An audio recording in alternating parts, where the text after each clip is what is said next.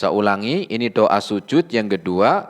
Subhana rabbiyal a'la wa bihamdika. Coba ibu-ibu ulangi. Ya, itu boleh kita ya menambah yang kedua tadi. Ya, yang pertama subhana rabbiyal a'la, yang kedua menambahkan subhana rabbiyal a'la wa bihamdika.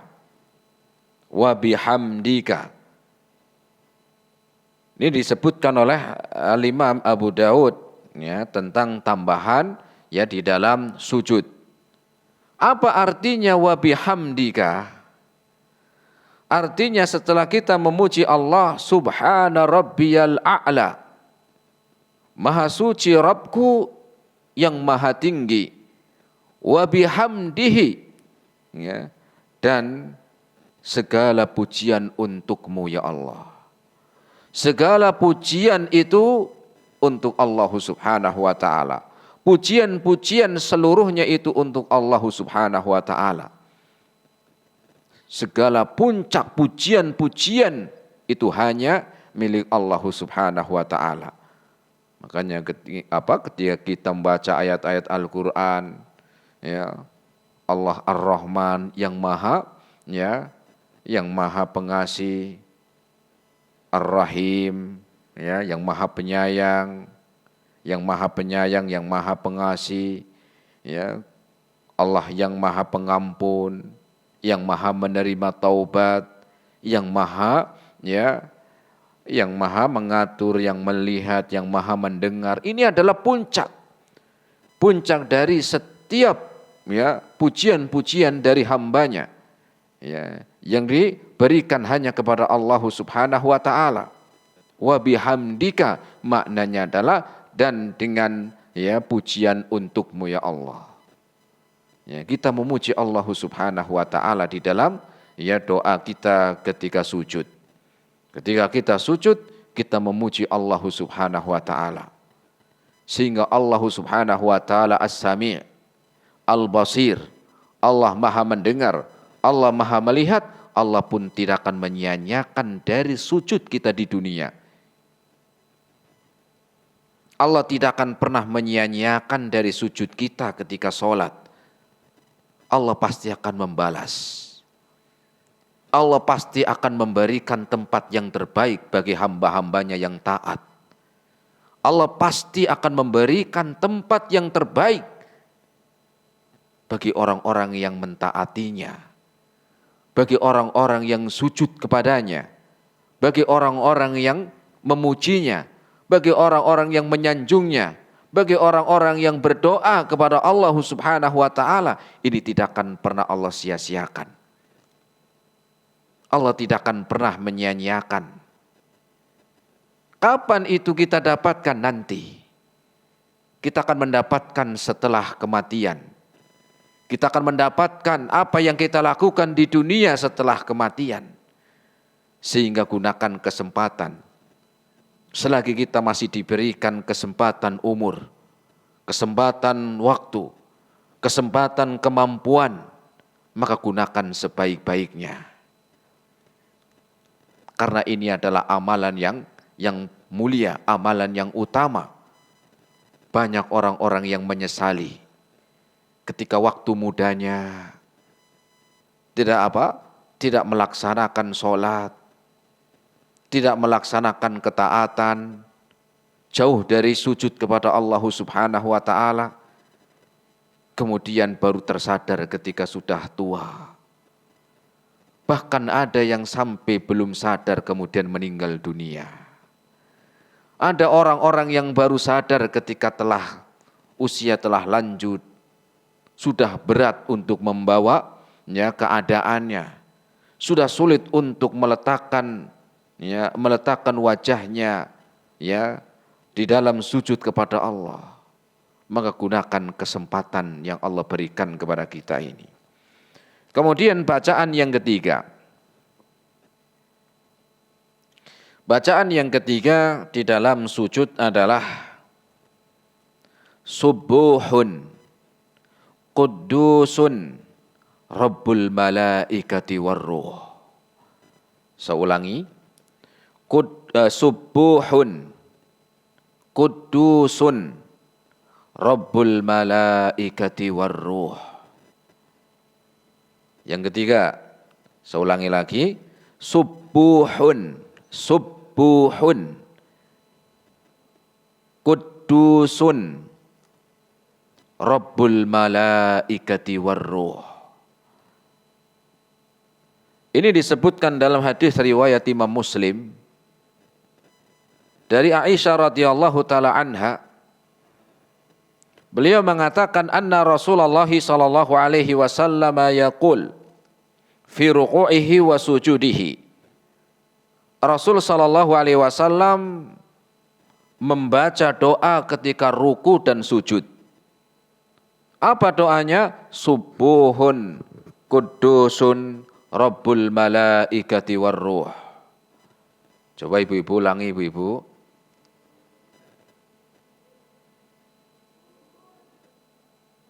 Ya, Subuhun Qudusun Rabbul malaikati warruh. Ya, ini doa ketika sujud yang ketiga. Ya, bisa kita meragamkan. Ya, bisa kita baca semuanya atau bisa kita ganti, ya. Yang penting kita ingat, dan ini mudah doanya, enggak sulit. Sekali lagi kita sebutkan tadi, doa-doa di dalam sholat itu mudah, gampang, ya, mudah dan gampang. Apa artinya? Subuhun Qudusun Rabbul malaikati warruh. Artinya adalah subuhun, maha suci, subhanaka, mirip kayak tadi. Ya, kalau ini subuhun, maha suci. Qudusun, ya, ini mirip, ya, satu makna, ya, satu makna dengan subuhun. Ya, Kudus ini maha suci, ya. Kemudian Rabbul malaikati warruh, Rabbul malaikati warruh. Makna Rabb tadi kita sebutkan Allah yang menciptakan, menguasai, memiliki dan mengatur. Kalau di doa yang pertama subhana rabbiyal a'la. Kemudian yang kedua ada wa bihamdika. Yang ketiganya juga di dalam sanjungan dan mengagungkan Allah, subuhun, Allah maha suci. Allah maha suci dari orang-orang yang, ya, menyekutukannya. Allah maha suci dari, ya, keburukan-keburukan, kekurangan-kekurangan, aib-aib. Allah maha suci. Kemudian Kudusun, kemudian Allah apa? Ya, maha suci. Kudus ini maknanya juga maha suci. Sanjungan yang luar biasa. Sanjungan untuk yang maha agung.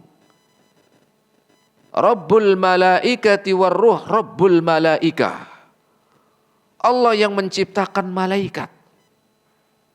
Sebagaimana Rabbiyal a'la, Allah yang menciptakan kita, menciptakan manusia, bukan menciptakan manusia saja, tetapi juga Allah yang menciptakan malaikat.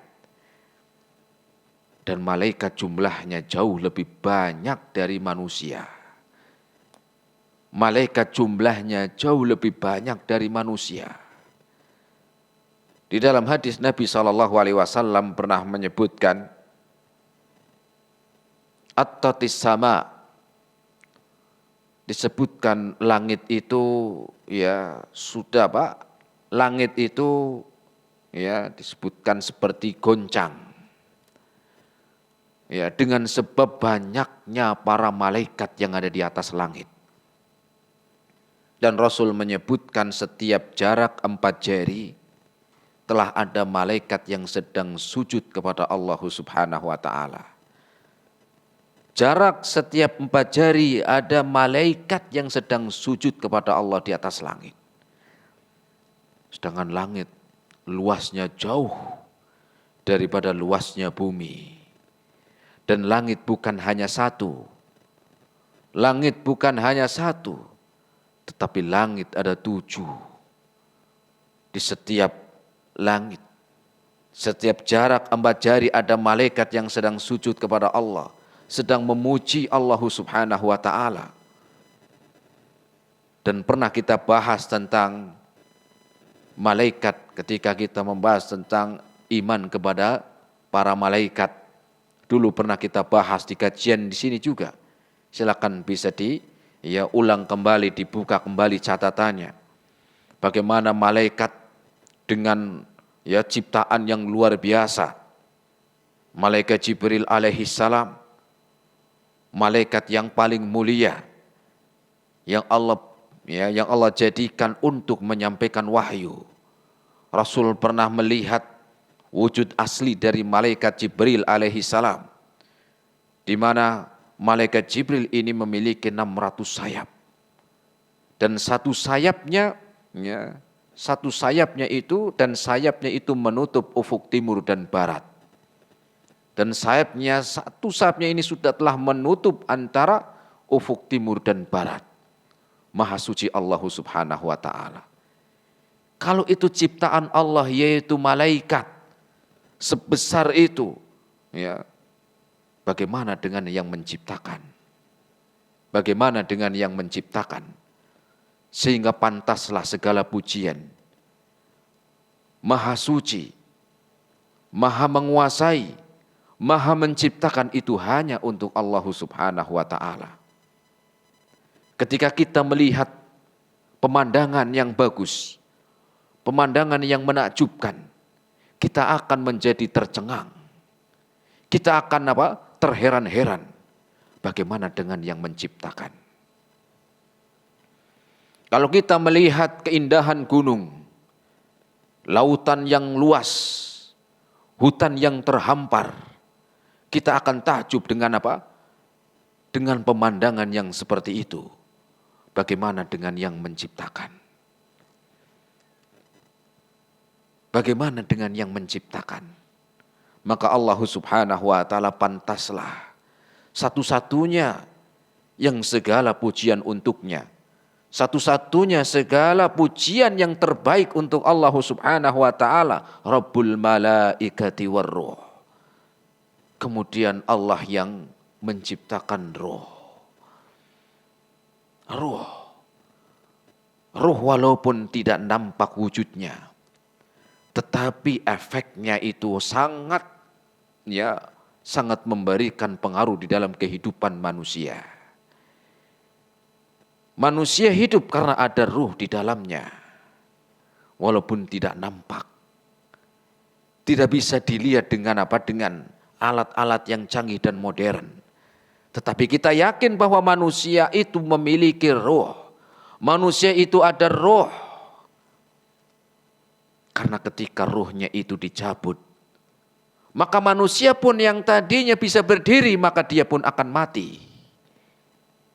Walaupun kakinya tidak berkurang masih sama, matanya pun tidak berkurang masih 2, lisannya pun masih sama. Tetapi ketika ruhnya telah Allah ambil, ruhnya telah Allah cabut, maka walaupun matanya masih sama, kondisinya masih sama, tetapi tidak bisa melihat lagi. Kakinya yang masih sama 2 kuat, ketika ruhnya Allah ambil, maka kaki yang kuat itu tidak akan bisa untuk berjalan. Tangan yang digunakan untuk bekerja, mengambil sesuatu, ketika ruh ini telah diambil, maka tangan pun tidak bisa kita gerakkan. Dan seluruh anggota badan kita, ketika ruh itu sudah Allah ambil, maka kita pun tidak memiliki apa-apa. Kita hanyalah seperti bangkai yang tidak ada ruh ketika itu diambil. Sehingga Allah Subhanahu wa ta'ala menciptakan ruh. Allah jadikan untuk setiap manusia. Rasul sallallahu alaihi wasallam bersabda di dalam hadisnya tentang penciptaan manusia. Inna ahadakum, dari sahabat Abdullah bin Mas'ud radhiyallahu taala anhu. Beliau pernah mengatakan, haddatsana shadiqun masduqun, telah mengkabarkan kami seorang yang jujur dan terpercaya, yaitu Rasul sallallahu alaihi wasallam, jujur dan terpercaya. Kenapa? Karena yang akan disampaikan ini adalah sesuatu yang tidak bisa kita lihat, tetapi ada efeknya, tetapi ada buktinya. Apa kata Rasul sallallahu alaihi wasallam sebagaimana disebutkan Abdullah bin Mas'ud? Inna ahadakum la yujma'u fi batni ummihi arba'ina yawman nutfah. Sesungguhnya awal penciptaan manusia itu dalam keadaan menjadi air mani selama 40 hari. Bertemunya air mani dengan ovum. Orang tua enggak ada peran di situ, siapa yang mempertemukan di sana? Karena enggak setiap orang yang menikah kemudian pasti punya anak, belum tentu. Banyak orang udah menikah enggak punya anak. Karena yang menciptakan memang bukan manusia. Ya. Bukan manusia, bukan peran apa. Orang tua hanya itu tadi. Dalam keadaan, ya, disebutkan oleh Nabi dalam keadaan menjadi air mani. Ketika bertemunya ovum, sel telur, selama 40 hari bertahan. Tsumma yakunu mudghatan, tsumma yakunu 'alaqatan mithla dzalik. Kemudian bertambah lagi selama 40 hari. Pertama 40 hari bertahan, ya, dengan sel telur, ovum, kemudian setelah tambah 40 hari lagi, 80 hari, mulai sudah berganti menjadi segumpal darah. Manusia sudah bukan perannya di situ, siapa yang mengganti itu? Tsumma yakunu mudghatan mithla dzalik. Kemudian bertambah 40 hari lagi, berubah menjadi segumpal daging. Siapa yang merubah itu? Ini Rasul menyampaikan 1400 abad yang lalu. Belum ada yang namanya alat-alat modern seperti hari ini bisa kita melihat perubahan-perubahan dari air mani sampai menjadi janin. Rasul yang mengabarkan. Dari mana? Dari wahyu yang Allah sebutkan, Allah menyampaikan. Ya. Kemudian setelah menjadi segumpal daging, mulailah terbentuk mata, mulailah keluar daging. Ya. Kemudian apa? Mulailah terbentuk ada tulang-tulangnya. Siapa yang masukkan tulang? Menjadi tulang, menjadi apa? Daging. Ya. Kemudian Rasul mengatakan, setelah 1020 hari, 40 kali 3, fayanfuhu fihi ruha fa arsalallahul malak, kemudian Allah mengutus malaikat. Fayanfuhu fihi ruha, kemudian ditiupkanlah roh. Kemudian ya, janin itu yang tadinya dari segumpal darah menjadi segumpal daging, kemudian mulai membentuk menjadi apa? Anggota badan, fayanfuhu fihi ruha. Kemudian Allah tiupkan roh. Allah tiupkan roh, mulai berdetak jantungnya. Mulai gerakan-gerakan tangannya. Mulai ada apa? Ada gerakan-gerakan dari janin. Sudah ada rohnya. Sampai nanti keluar, sampai nanti lahir di dunia. Siapa yang memiliki itu semuanya? Siapa yang mengatur itu semuanya? Tidak lain dianya, hanya Allah subhanahu wa ta'ala. Sehingga Allah perintahkan, Rasul perintahkan kita untuk memujinya, mengagungkan dan menyanjung ketika kita sujud, Rabbul malaikati warruh. Kemudian doa yang keempat. Doa yang keempat. Di dalam sujud yang bisa kita baca di dalam solat, Subhanakallahumma Rabbana wa bihamdika Allahumma gfirli. Saya ulangi. Subhanaka Allahumma Rabbana wa bihamdika Allahumma gfirli. Saya ulangi.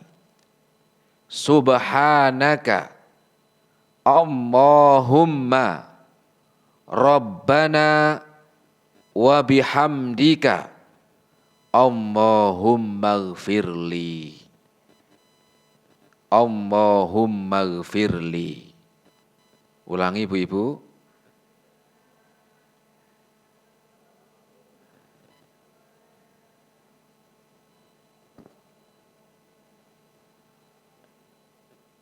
Ya. Subhanaka Allahumma Rabbana wa bihamdika Allahumma gfirli. Ini doa yang bisa kita baca. Tentang doa ini Rasul baca di dalam sujud sebagaimana ini diriwayatkan oleh Aisyah radhiyallahu taala anha. Aisyah karena sering melihat Rasul sholat karena di rumah Rasul terlihat dalam sholatnya oleh istrinya. Sehingga tadi doa yang kedua juga, yang ketiga juga disebutkan juga oleh Aisyah radhiyallahu anha.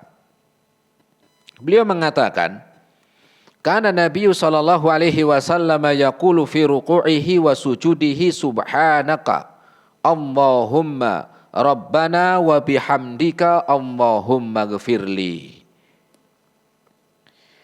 Dari Aisyah radhiyallahu taala anha, Rasul sallallahu alaihi wasallam ketika sujud atau ketika ruku dan sujud, beliau membaca doa subhanaka Allahumma Rabbana wa bihamdika Allahumma gfirli.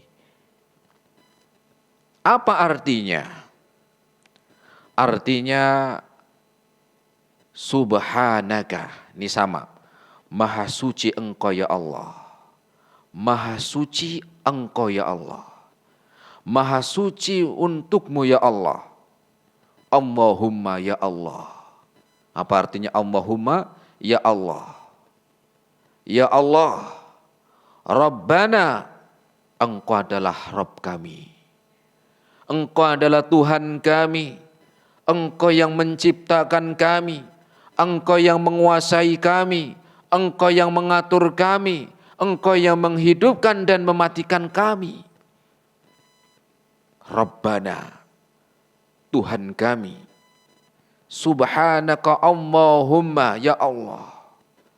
Rabbana, engkaulah Tuhan kami.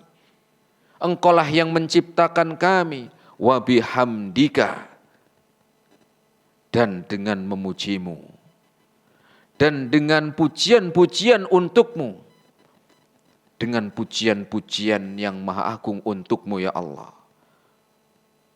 Allahumma ya Allah. Allahumma gfirli. Ya Allah, ampunilah dosa-dosaku. Ampunilah dosa-dosaku. Ampunilah dosa-dosaku. Itu artinya subhanaka Allahumma, maha suci engkau ya Allah. Rabbana, engkaulah Tuhan kami. Wa bihamdika, dan dengan pujian-pujian untukmu ya Allah. Allahumma gfirli ya Allah, ampunilah dosa-dosaku. Ampunilah kesalahan-kesalahanku. Ampunilah segala sesuatu yang aku lakukan di dalam bermaksiat kepada engkau ya Allah. Karena kita banyak dosa. Kita memiliki banyak kekurangan. Sebagai manusia kita tentunya banyak melakukan kesalahan. Memiliki banyak dosa dan maksiat. Maka di antara bentuk kita meminta agar Allah mengampuni dosa-dosa kita, kesalahan-kesalahan yang telah kita lakukan, maka dengan kita berdoa di dalam sujud kita, subhanakallahumma rabbana wa bihamdika Allahumma gfirli, ya Allah ampunilah aku. Kita banyak melakukan dosa, baik dosa-dosa yang kita sadari atau yang tidak kita sadari. Baik dosa yang kita lakukan dengan melihat sesuatu yang haram, baik dosa yang kita lakukan dengan ucapan-ucapan yang dilarang, dosa-dosa telinga yang kita gunakan untuk mendengar sesuatu yang diharamkan, ataupun dengan tangan yang kita gunakan untuk melakukan perbuatan yang dilarang, ataupun dengan kaki kita ketika berjalan untuk melakukan sesuatu yang diharamkan. Maka ampunilah dosa-dosaku ya Allah. Rasul sallallahu alaihi wasallam bersabda, kullu bani Adam khata'un. Setiap manusia itu memiliki banyak kekurangan, banyak dosa, banyak maksiat. Wa khairu khata'ina tawwabun. Dan sebaik-baik orang yang melakukan perbuatan kesalahan dan dosa, maka untuk memperbanyak bertaubat, untuk segera bertaubat, untuk berbanyak melakukan ketaatan taubat kepada Allah Subhanahu wa taala, dan taubat di antara yang kita lakukan dengan kita taat, dengan kita sujud, dengan kita membaca doa-doa ini. Dengan itu semoga dosa-dosa kita diampuni. Semoga dosa-dosa kita semuanya Allah Subhanahu wa taala memberikan ampunan. Sehingga ketika kita meninggal dunia, ketika ruh kita diambil oleh pemiliknya, semoga kita dalam keadaan kebaikan, semoga kita dalam keadaan husnul khotimah, dan dalam keadaan mendapatkan rahmat dan ampunannya. Semoga bermanfaat. Ini yang bisa kita sampaikan dalam kajian kita sore hari ini tentang doa-doa sujud kita di dalam sholat, dan bisa kita amalkan semuanya, bisa kita mengganti di dalam doa-doa sujud yang Rasul sallallahu alaihi wasallam ajarkan kepada kita. Terima kasih atas segala perhatiannya, mohon maaf atas segala kekurangannya.